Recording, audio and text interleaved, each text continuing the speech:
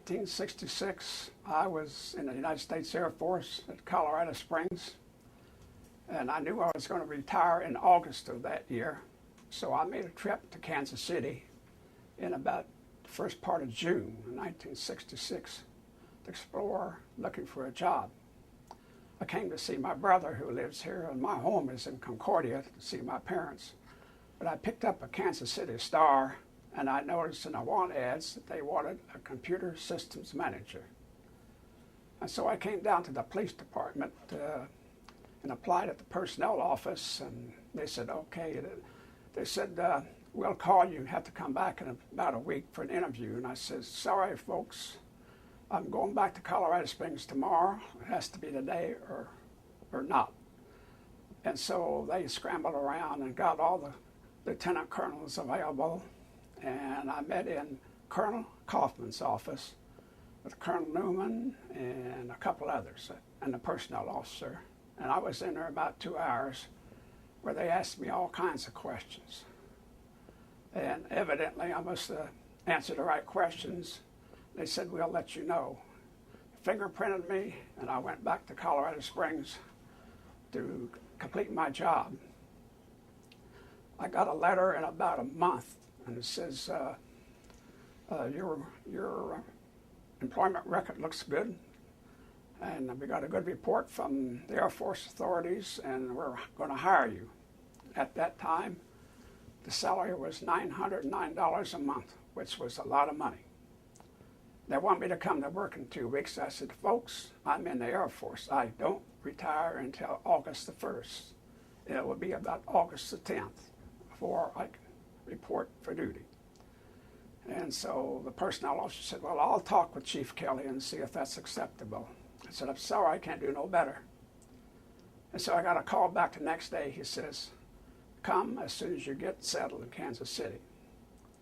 So on August the 10th, 1966, I walked up the steps of the police department for the first time in my life, walked inside where the records unit was at that time, and I went to work. I reported to Chief Kelley, and he had a long session with me. And essentially what he told me was this. He says, I want you to know that I tried awful hard to get someone within the police department to train for this job, and no one would take it. He said, we've advertised for 6 months, and we've gotten no one that's acceptable. He says, I hope you're the right man. He said, I'm going to tell you to begin with, a police department is like any other institution. It's got factions. It's got people that are for and people against. He says, but I want you to know I'm in command of this department, and what I say goes, and we're going to get a computer. And he said, now you're going to have to get acquainted with all these people, these commanders. And he said, I'm going to put you out with the people that I know that are positive thinkers, because you've got to learn what the police do before you can design a system. And so I got quite an education. He put me out, and I don't remember the officer's name anymore, but I rode at night. I rode down there in the inner city district where the high crime was at that time. I rode all over. He sent me on raids with the vice squad, and I can remember the lieutenant in charge. He was a meanie. As his officers made these arrests, he had this cane and he'd whack these prostitutes over the head, which you can't do no more. I learned it all. He says, the only secrets that we can't tell you is cases that are being investigated by the investigations unit. He says, you can know what the papers have on those. And so at the same time, I had to take time. I had to develop physical facilities for the computers, because in those days, the mainframe computers required air conditioning. You had to have a raised floor, and they had to be environmentally sound. And so there was just a lot of work to do. At the same time, I began to work with some of the programmers that had been trained by IBM. And we began to design a system after I had been through all the paperwork police department handles. I run across officers that thought that computers would never work in a police department, couldn't handle the rapidity of the information. I said, computers transmit information faster than human beings. But anyway, it was a real education. I almost wish I'd have written a book on my experience in getting acquainted with the Kansas City Police Department. But Chief Kelley, as I say, he was a dynamic leader, and he agreed to fund the thing. I think at that time we were getting 5% of the police budget. And we became operational on July the 1st, 1968. And that'll be 40 years this coming July the 1st. And we began to train. We worked with the dispatchers before this so they would understand what they were going to do with this information. Because basically this, at the beginning, all we had was warrants, and pickup orders, and things like that in the computer. And then when we had a lot of trouble with this issue of privacy. The Kansas City Star thought we might be infringing on citizens' rights, and they weren't quite sure, and they followed us very closely. I had news media people in the computer room almost all the time at 1968 and 69. And they were very cautious about what was going on. Then we began to put in what we called intelligence subjects. I don't know if that's what you call them now, but when it was put in there, their names are put in there, and the officer was instructed to fill out an FIC. Well, that word got around to some of these mafia people, and they got their lawyers, and they began to come downtown complaining about that. And so these issues, a lot of new issues with the police department hadn't been confronted with before, begin to come to light. Also, a lot of these traffic warrants, a lot of people thought that shouldn't be in a computer. People shouldn't be brought out of their houses on weekend, because we prepared a printout called Warrant by B. And these printouts were given to the officers, and on weekends they would go out and arrest these people and bring them down and book them. Well, that created quite a stir. So the police department had a lot to learn, including me, but the policemen got the word that the computer was only as reliable as the information fed into it and taken out. And they learned quickly on that you can't wait till next Monday to take warrants out of the computer. If somebody posts bond, you better take that out of the computer immediately, because they can go out on the street, and which many of them did, and they get caught by another officer, and here they'd be down there the second time. Pause there. What about like building that? Where was that? I told Chief Kelley that we was going to need one floor, because we toured the building, and I said, it's going to take this room for the computer and all the technicians. I said, you might not need it all to begin with for the technicians, but you will need a major part of the fourth floor, or whatever floor, for the computer, because, as I said, it had to be in an air conditioning room. It had to have a raised floor so that all the electronic cables and electrical connections can run underneath. And I just had to use my prior experience, because I'd been in computers all the time. Although I'd never been involved in building one, I knew what a computer room had to have to be successful. Now, who did you buy those first computers from? What? Who did you buy those from? IBM? No, we bought them from construction industries. I don't remember. The raised floor? No, the first computers. Equipment. Yeah, the equipment. The equipment came from IBM. Talk about that. And did IBM come and help you install that? Well, here's how that happened.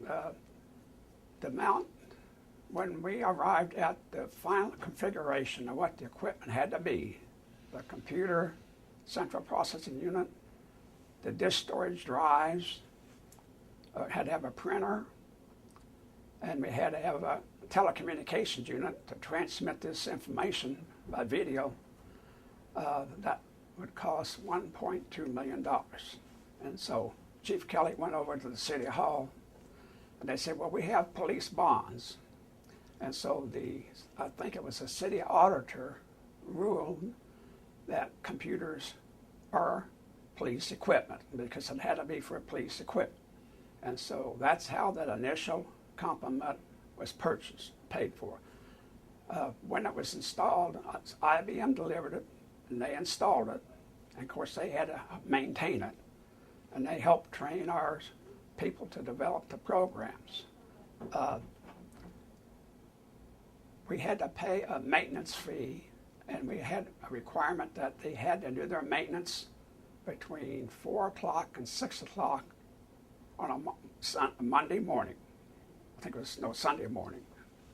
And so, because that's when we figured the police least needed the computer. We couldn't afford to have two of them, a backup. And so then it was a requirement of the technicians. We had to hire computer people and train them, so we gave them a special test to determine, like computer operators, do they have the attributes needed for to be successful computer operators. And we also did the same thing on program. We did hire some programmers from the area and trained them. Some of our technicians had to go to IBM technical schools in the West Coast because that's where these courses were offered. Remember, at that time, there weren't many computers around. Like your banks and City Hall had a computer, but these desktop computers, which you have all over, that didn't exist at that time. How big was this first computer? Well, there's a picture there. I would say the central processing unit was about 10 yards long and about 3 or 4 yards wide. Mighty big. Generated a lot of heat. And if the air conditioner were to break down, then we had special instruction. We had to pull the panels out the side so the cool air could get into them. I don't ever recall that we had that problem. But it was different than it is now. It seemed that once we got it going and got the officers to understand that this was for their information, that was a priority one, that they began to accept it, and the commanders, captains and majors, and even some lieutenant colonels that were opposed to it, they backed off quietly and accepted it. But computers represent change, and they always create a problem when they're installed in an environment where nobody has used them before. But I can't imagine the police department today without a computer, or how your people would react, because probably most of them got laptop computers, and what would they do without them? I remember different officers, like I say, majors and captains and even a couple of lieutenant colonels that were not for this. And they never ever specifically said why. A couple of captains said, I don't think computers are designed to handle police information. I said, well, we're going to show you that it is. And it's probably faster to handle information more accurately, if it's fed in accurately, with less chance of it being changed to something that it's not supposed to be than human beings can. But you're right, there were factions that wanted Chief Kelley to fail, even with this computer.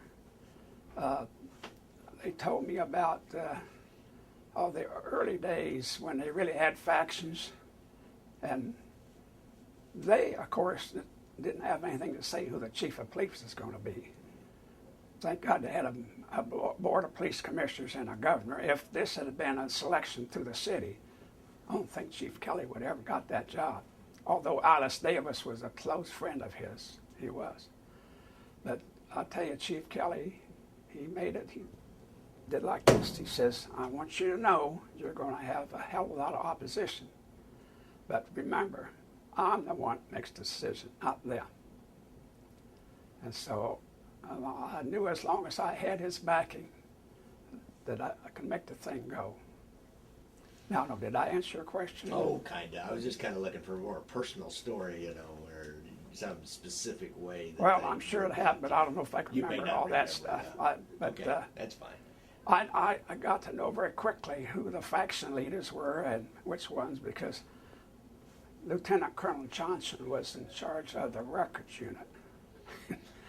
And he had a memory, and he used to take a book, and he would be telling Chief Kelley, now, there's a certain page I got. I want you to take this piece of paper and put it in that book. I'll look away, and I'll tell you where it is. Pulled all that kind of stuff. Now, I don't know how he did it, but he used to, Chief Kelley didn't quite know what to make of it. I do remember one time I sent Chief Kelley wanted to see what a computer program looked like. And so I sent one down to took it up to his office, about 10 pages. He looked at it and he says, okay, Colonel Johnson, now can you read this? And Colonel Johnson looks at it. He says, looks like some of that stuff come from Bockelman, didn't it? But he got him on that. But it was, and after, I'd say about 2 years, we began to get a lot of visitors from all across the United States, police departments. And because this had been written up in the National Observer and different trade magazines, which I've left some for you. And so these police departments began to come and look at this because they wanted, it's at that time when they were being pushed, they needed to get quick information to the officer out in the street. And that's one thing I do want to mention. When we designed this system, we didn't have nobody, no police department to look at for advice, because nobody else had any. And so this is strictly Chief Kelley. I give him full credit for what he laid down, black and white, in general terms, what he wanted. He says this computer has got to serve the officer in the street first. He says once you get all that going, then you can do payroll and things like that. We had a IBM punch card unit here that did the payroll and did the court docket and those things. But as we got going, and we phased that into it, and that equipment was turned back over to IBM. Then we had an offer from Customs Electronics. They're out of Chinook, Kansas. They were developing a mobile terminal for the police car. And at that time, LEAA was making grants, money available for different projects, and so we applied for a grant, and we got it. And so we developed the first mobile terminals for the police department. I believe we had 12, something like that, 12 or 14. And I don't know how they determined who was going to get them and what. But we trained the police officers. They were very selective about who they started to train them. They wanted officers that had positive attitudes. They didn't want people that were opposed to it. Train the ones that were positive, get them to know how to learn it so the word would spread. And after that, I think we had some people from San Francisco and Ohio and different places that came that wanted to see how those terminals were working. But we had a lot of visitors, even from overseas, I think the book lists all those. Colonel Newman made one trip to Germany, I think, and explained to them, and I made some trips to different countries in Europe, and we've got to go to Australia and Thailand to talk to them about our computer system.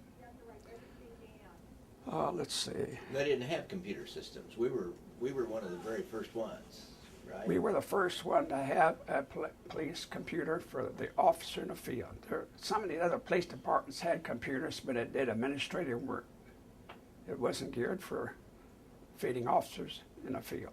It was the first one on that. And, I have to credit, again, Chief Kelley, because he laid out the groundwork of what that computer was going to do, and then we designed our system based around what he said. And after I found out what the police do and what information they needed, that was about a 6 month period I was in full training, learning about the police, what all they did. Once I got a good handle of that, then I got with the programmers, we began to design and write the programs for it. And we had it on trial before our equipment arrived. We had it over at the IBM Center. We took Chief Kelley and some of the officers over there, and we had a model with fictitious names and things like that in the computer, and we would type in their names or their moniker names, whatever. I think at one time we had 5,000 moniker names in that computer. Typed that in and showed them how to retrieve the information, and because we wanted, especially Chief Kelley, to agree that that's what he wanted.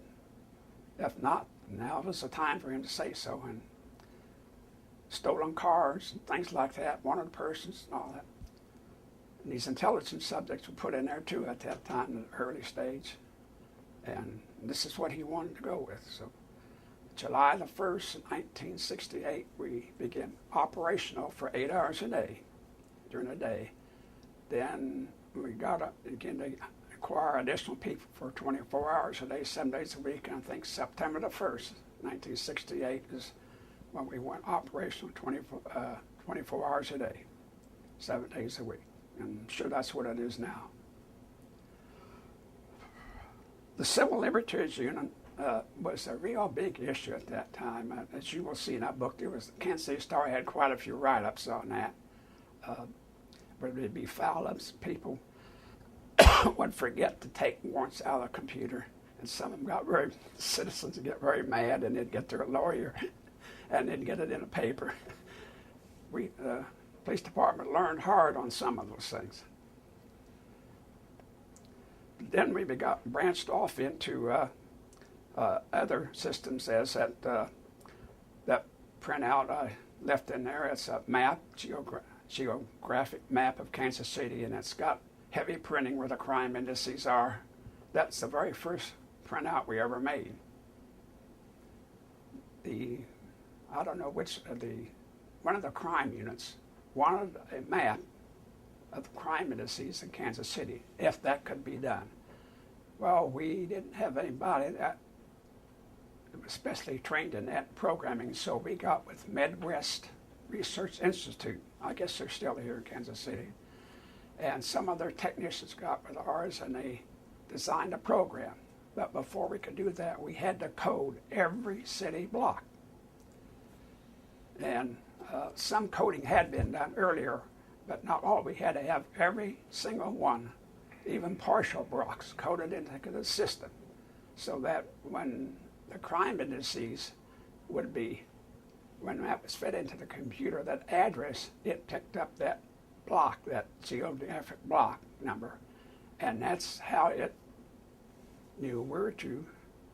It would calculate how many crime incidents happened in this given area, and then within that space it would print heavy print, or if it was none at all, it would be no print, or if it's light incidents, it'd be some dark print. It was quite a program. The Kansas City Star even published that in their newspaper. But I imagine nowadays they have different more modern computers that don't have to do it that way. I'm sure they get that now. First of all, when we got involved at the academy, at the recruits were training, I remember going out there and giving presentations to them. They had in-service training of the officers already on the force. I'm sure you still have that. And so a certain portion of that was allocated, and either I or some of the other personnel who were well-versed in the system would go out and spend an hour or so with the officers. A lot of it was answering their questions about different facets of police information, why this isn't in a computer, or why that is, things of that sort. First of all, the dispatchers are the ones that had to learn about typing, how to type. We had to train them before they became operational. The officers in the field at that time didn't have to know anything about what to type. They furnished the information they would ordinarily furnish. Person's last name, first name, middle initial, date of birth. At that time, I guess race and sex was part of it. I don't know if you can still do that now or not. Anyway, the dispatchers, and at that time they were all policemen, law enforcement, when I came here. And I think every one of them adjusted real well to it. I don't think there's any of them that left because of that. The officers in the field, the only ones that had to learn how to type it in are the ones that had mobile terminals, in-car computers. And I remember the police department was very selective about which cars got them. And they wanted officers that were positive thinking about this and wanted to learn because they can help themselves by going direct to the computer by bypassing the dispatcher. I remember the first sergeant that made a stop, and it comes back with this intelligence subject prepare field interview card. Well, this sergeant thinks this, no, it wasn't that, it was on an armed and dangerous. That was about, this guy was flagged as armed and dangerous, and so this sergeant rolls this guy out of the car and puts him on the hood and pats him down. And I guess it happened to be, I guess it was not necessarily a coding error, it was a decision. Whoever flagged that really shouldn't have flagged him as armed and dangerous. And that hit the headlines. And I don't think it ended up in court, but Manny Mayer had some tall explaining to do. We had some of those, and then the chief ordered us to say, now listen, he says, you guys have got to be selective. He says, you're affecting those people's lives in the street, and they better be classified as armed and dangerous if you're going to put them in the computer, or somebody's going to get hurt. So he made the records. Somebody got a group of officers, and they had to go through and review every one of those, and cut them down quite a bit. But and then on intelligence subjects, I think I mentioned this earlier, but it had in the computer they were an intelligence subject prepare FIC card.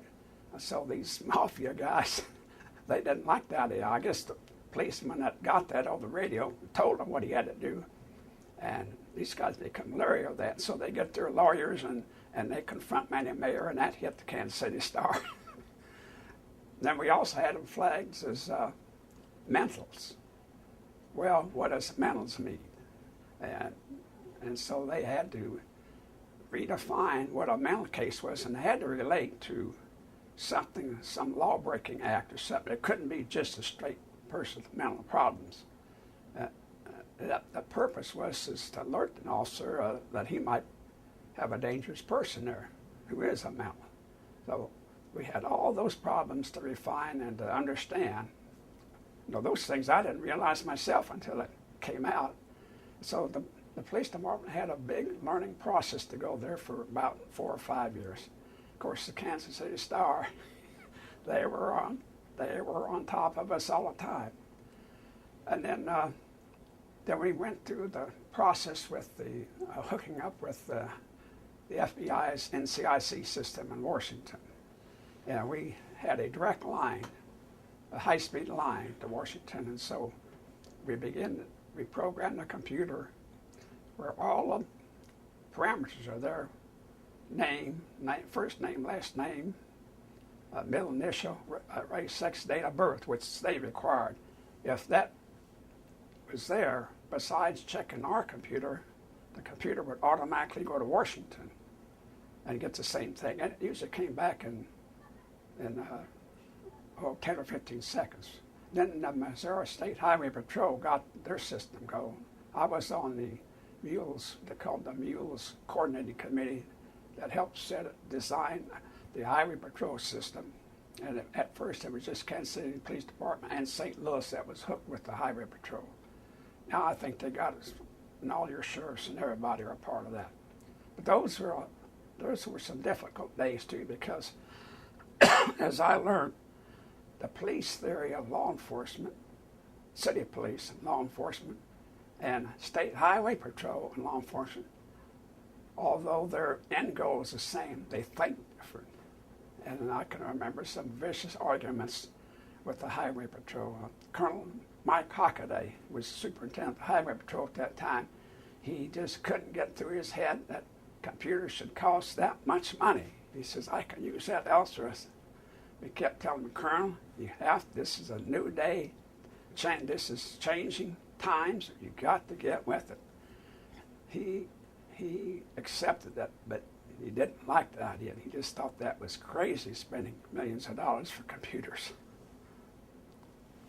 But we met, I was on the FBI's Security and Confidentiality Committee, and we used to meet.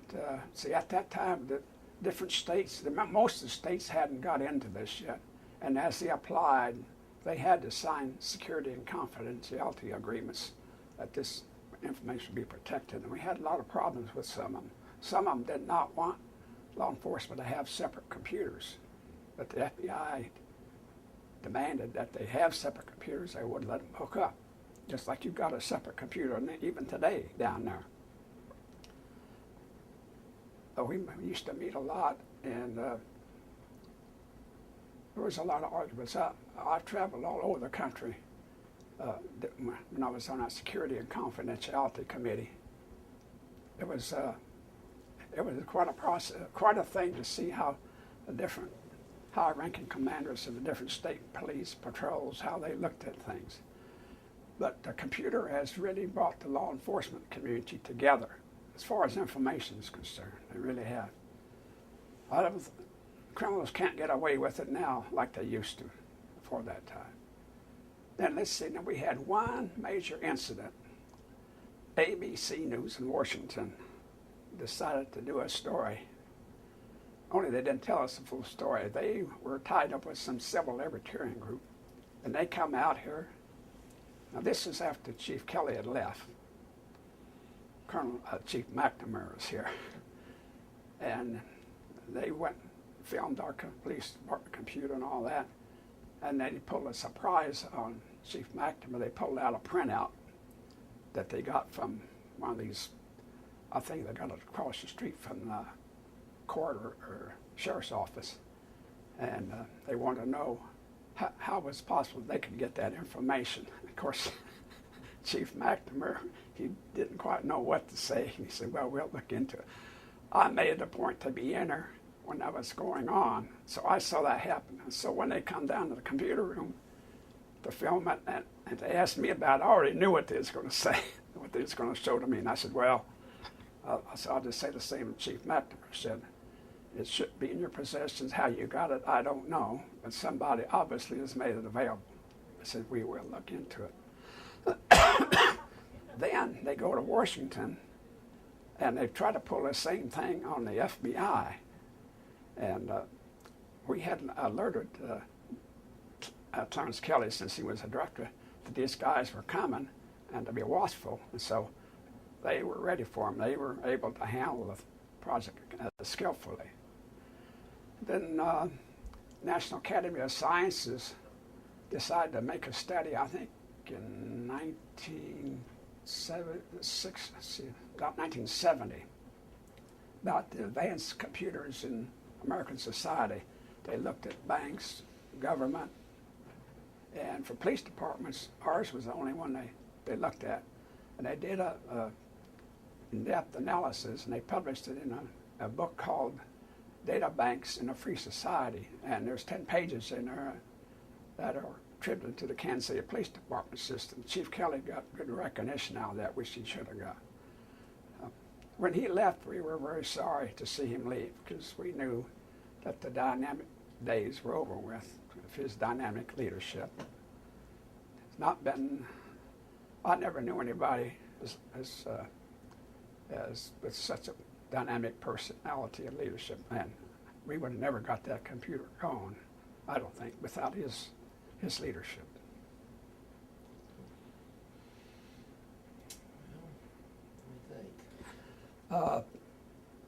The first computer we had was called an IBM 36040. The order that had been made originally was for 128K of memory, or core as we call it. Well, after I studied what we was going to be doing, I was sure that was not going to be enough. So I was able to get that changed to 256K. Then later on, we've changed, upgraded computers 2 times after the original one while I was still here.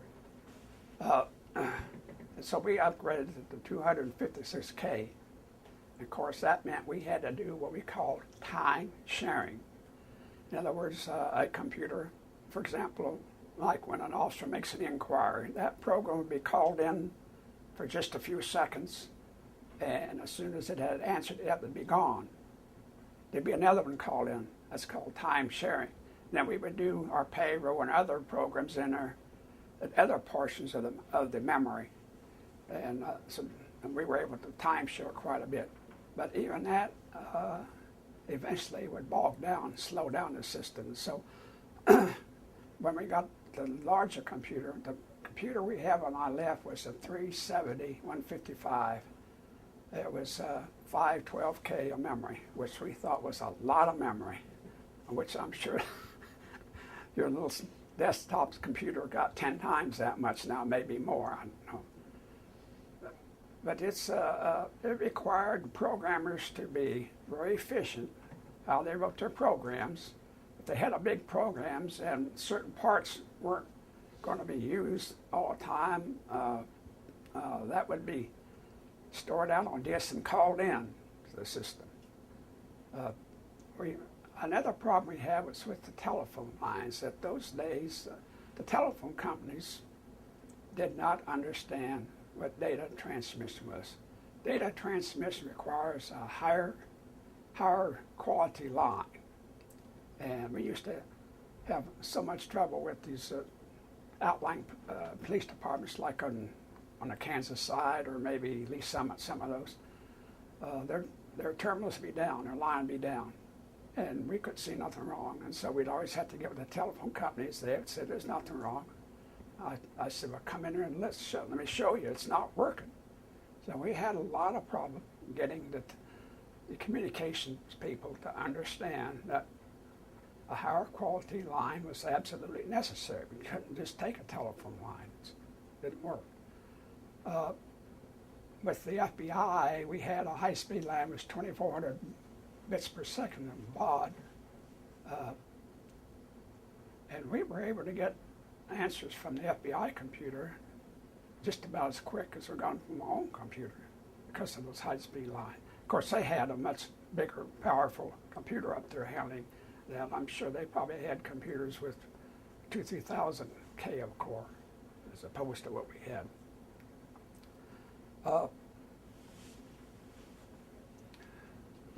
The printers of those days were loud and noisy, and so it was a good thing we had an enclosed computer room. Our programmers, we required them to come in the early hours of the morning to do their testing when they were testing online systems. In other words, they would do that. We would have the system go down for maybe 15 or 20 minutes around 3 or 4 o'clock in the morning when traffic was very low out in the field, and they would test their systems at that time. Let's see, what else did we have? What about the tapes? They used to have these big tapes. Yeah, we had tapes. That was your storage, I think. Tell how that worked. Okay.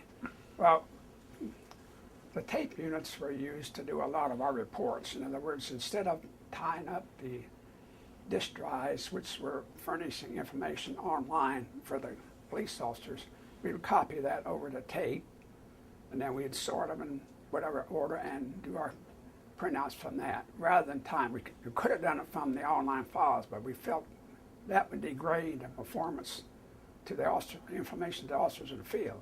So we used those to store information on and do a lot of our reports. We also had one tape unit dedicated strictly to logging everything that went on our system. All queries, where they come from, and all answers were logged. And every once in a while, there'd be a problem. And so we'd have to get out the log and print out that portion of it for that time period to see what the problem was. Either sometimes it would be the officer would claim, I know this guy has a warrant, and they'll come back, no warrants, no wants. Well, oftentimes it turned up they misspelled the name, or he did, as you know, it's got to be exact, or otherwise the computer is going to reject it. So there was learning processes in that too, accuracy. And they got to learn one little statement, giggle we called it, garbage in, garbage out. That, and reading people's handwriting and entering that in, I run into that all the time. Yeah. Trying to find somebody's traffic tickets or Yeah. something, and they'll be entered about 4 different ways and 3 different spellings. So, Well, one of the problems was that I remember civil liberties lawyers used to complain about. You're getting all these people arrested for these traffic tickets. Is that important? That important that they be brought down here? See, before that, I guess you really didn't. I guess they didn't really know, or they didn't call in to find out if they had a traffic ticket. They called in to see if they were wanted for something more serious, but I guess they didn't check for everything. But this began to bring all that together, and instantaneously they knew that this guy had a traffic ticket which he didn't pay, and that, of course, he'd take him into the station and make him post bond. And you can imagine, eventually that caused problems until the public got to understand they better pay him. I don't know. I wouldn't think you'd have that problem nowadays. They must know that it's going to, as soon as it becomes a warrant, it's available in the computer. If they made a car stop and they was checking this guy out, see, they would originally, I guess, call into the records unit to get it. Now they just call to the dispatcher.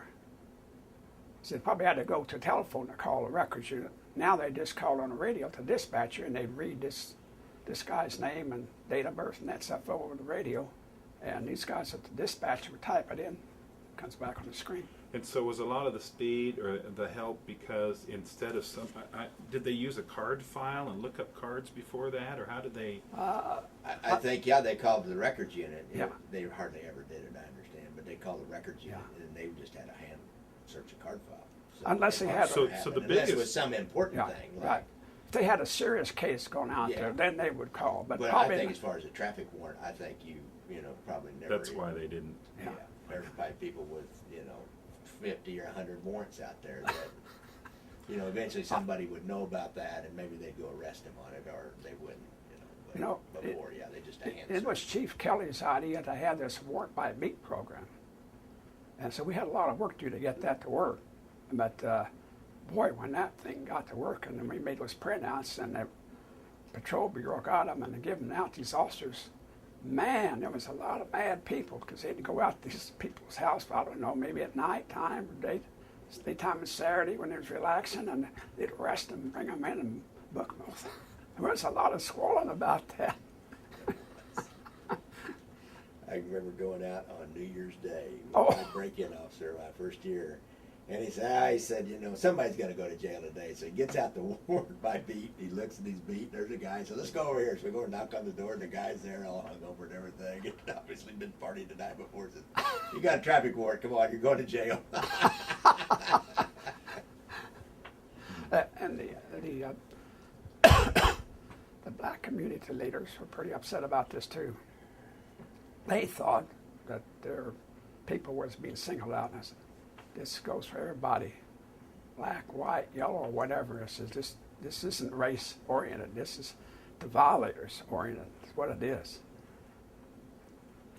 How about implementing it during the time of the riot, 68? Yeah, I remember that. I looked and out the fourth floor window and I watched Mayor Davis walking down the street with all those people coming in from up 12th Street.